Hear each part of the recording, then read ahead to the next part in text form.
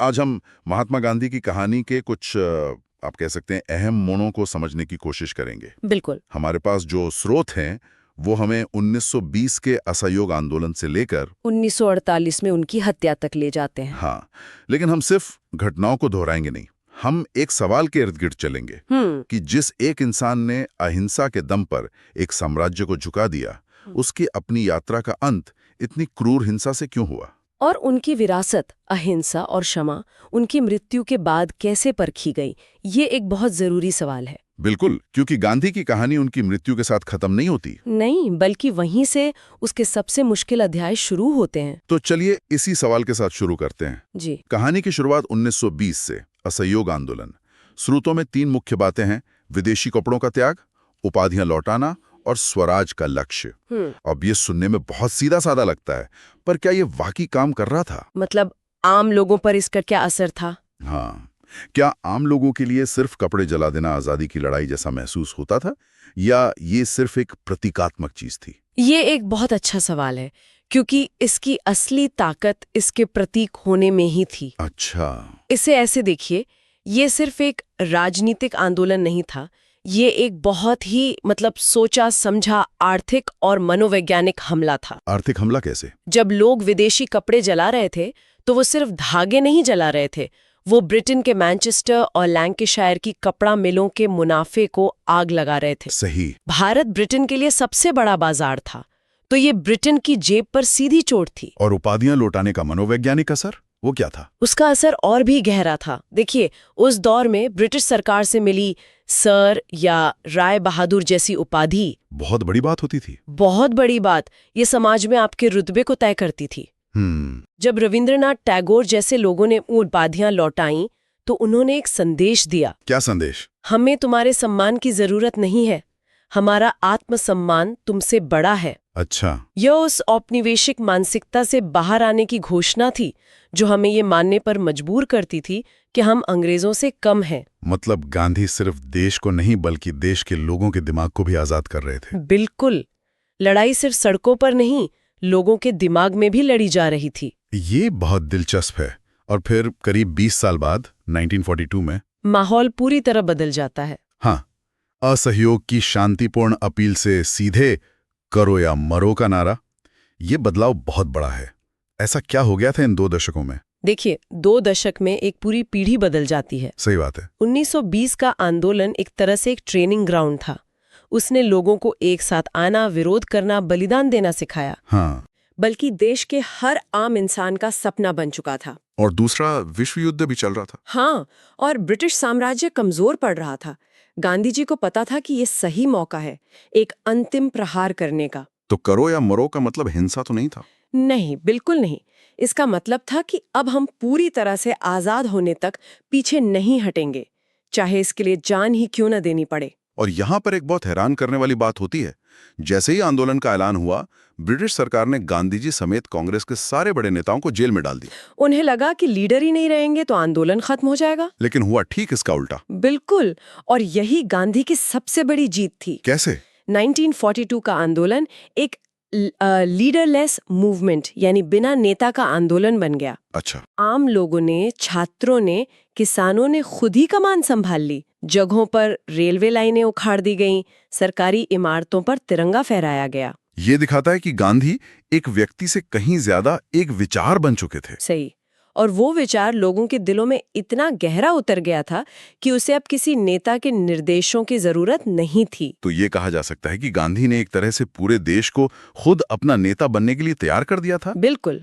और 1942 की इसी करो या मरो की भावना ने देश में ऐसी आग लगाई कि आजादी तो मिली, लेकिन उसके कुछ ही महीनों बाद कहानी ने एक बहुत ही दुखद और हिंसक मोड़ ले लिया। एक ऐसी शाम जिसने भारत के इतिहास की धारा ही बदल दी। चलिए 30 जनवरी 1948 की उस शाम पर चलते हैं। जी। हमारे स्रोत उस शाम की एक बहुत साफ तस्वीर पेश करते हैं। जगह थी नई दिल्ली का बिरला हाउस, जिसे अब गांधी स्मृति कहते हैं। हाँ।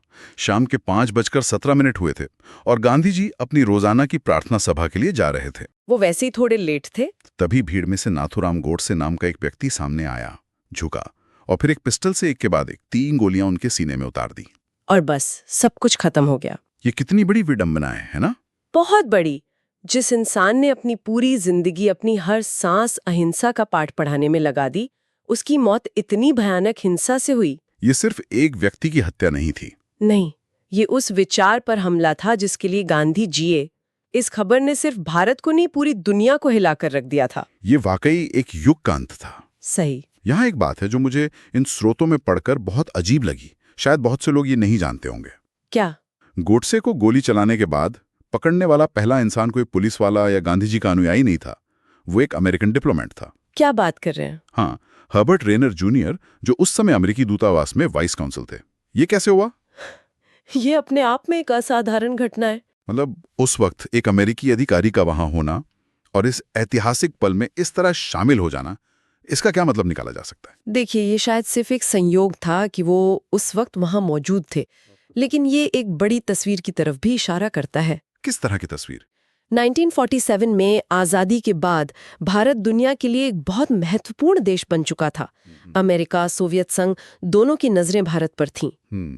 तो दिल्ली में विदेशी राजनयिकों की मौजूदगी आम थी, लेकिन इस घटना में उनका शामिल हो जाना ये दिखाता है कि भारत में जो हो रहा था वो अब सिर्फ भारत का घरेलू मामला नहीं था। दुनिया देख रही थी। हाँ, और इस हत्या ने दुनिया को ये संदेश दिया कि ये नया देश कितने नाजुक दौर से गुजर रहा है। और फिर वो रेडियो की घोषणा, राष्ट्रपिता अब नहीं रहे।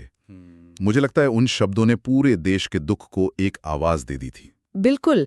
आज के सोशल मीडिया के जमाने में ये कल्पना करना मुश्किल है, लेकिन तब रेडियो ही लोगों तक पहुंचने का सबसे शक्तिशाली जरिया था। वो सिर्फ एक समाचार की लाइन नहीं थी, वो एक व्यक्तिगत चोट की भावना थी जो हर भारतीय ने महसूस की। ऐसा लगा जैसे देश अनाथ हो गया हो। इस हत्या के बाद जो कानूनी कार्रवाई हुई वो भी कम ऐतिहासिक नहीं थी। जी, मुकदमा दिल्ली के लाल किले में चला। वही लाल किला जो भारत की संप्रभुता का प्रतीक है।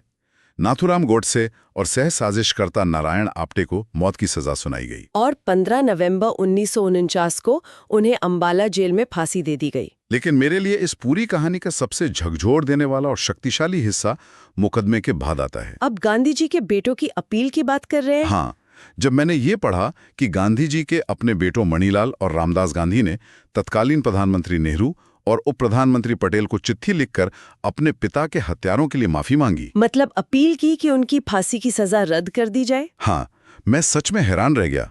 ये तो अविश्वसनीय है। कोई ऐसा कैसे कर सकता है? उस समय के माहौल में जब पूरे देश में इतना गुस्सा था, वही तो। इस कदम को कैसे देखा गया होगा? यह साधारण मानवीय तर्क से परे की बात है। और यहीं पर हमें गांधी की विरासत का असली सार मिलता है। कैसे? उनके बेटों का यह कदम गांधी के जीवन भर के उपदेशों का सबसे बड़ा प्रमाण था। उन्होंने दुनिया को दिखाया कि अहिंसा और क्षमा सिर्फ किताबों में लिखने या मंच से भाषण देने की बातें नहीं है, बल्कि एक जीने का तरीका है। तब भी जब आपको सबसे ज्यादा दर्द दिया गया हो? बिल्कुल। अपने पिता के हत्यारे को माफ करने की बात करना, यह गांधीवाद की सबसे कठिन परीक्षा थी और उनके बेटों ने इसे पास कर लिया। लेकिन सरकार ने उनकी अपील नहीं मानी। और ये राज्य के दायित्व और व्यक्तिगत नैतिकता के बीच का एक बहुत ही जटिल संघर्ष दिखाता है। अच्छा। सरकार का कर्तव्य कानून और व्यवस्था बनाए रखना था। उन्हें एक कड़ा संदेश देना था कि राष्ट्रपिता के हत्यारे को बख्शा नहीं जाएगा। लेकिन गांधी के बेटों के लिए? उनके लिए कानून से बड़ा मानवता और अपने पिता की शिक्षाओं का सवाल था। तो भले ही उनकी अपील खारिज हो गई, हाँ, लेकिन उन्होंने अपने इस काम से गांधी के सिद्धांतों को हमेशा के लिए अमर कर दिया। उन्होंने साबित कर दिया कि गांधी की असली जीत उनके विचारों में थी, जो उनके जाने के बाद भी उनके परिवार में जिंदा थे। तो जब हम उनकी विरासत की बात करते हैं तो शायद यही उनकी असली विरासत है। ये सिर्फ चरखा चलाना या खादी पहनना नहीं है, नहीं, बल्कि सबसे मुश्किल हालात में भी अपने सिद्धांतों पर टिके रहना है। बिल्कुल। महान वैज्ञानिक एल्बर्ट आइंस्टाइन ने गांधी के बारे में एक बहुत मशहूर बात कही थी। आने वाली पीढ़ियां शायद ही विश्वास करेंगी कि हाड़ मांस का ऐसा कोई इंसान कभी इस धरती पर चला था।